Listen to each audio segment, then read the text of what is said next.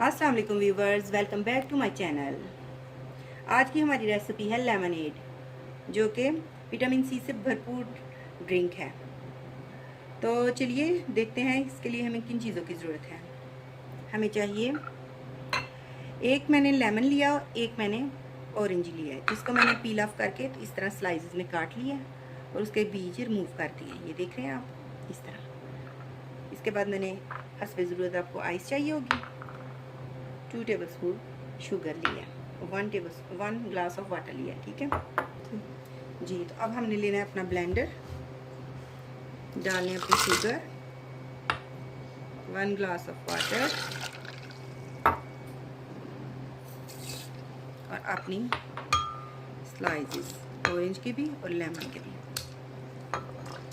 करना है 5 से 6 मिनट जी। तो अब हम इसको करेंगे ब्लेंड।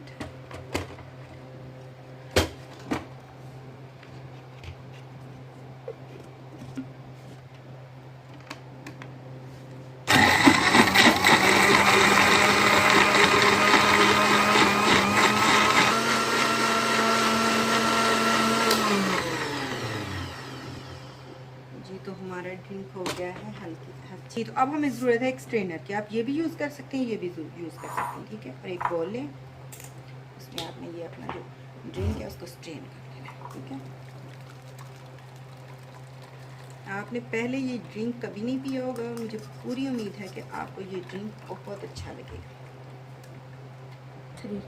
जी तो अब हम करते हैं इसको सर्व।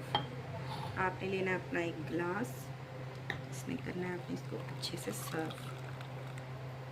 जी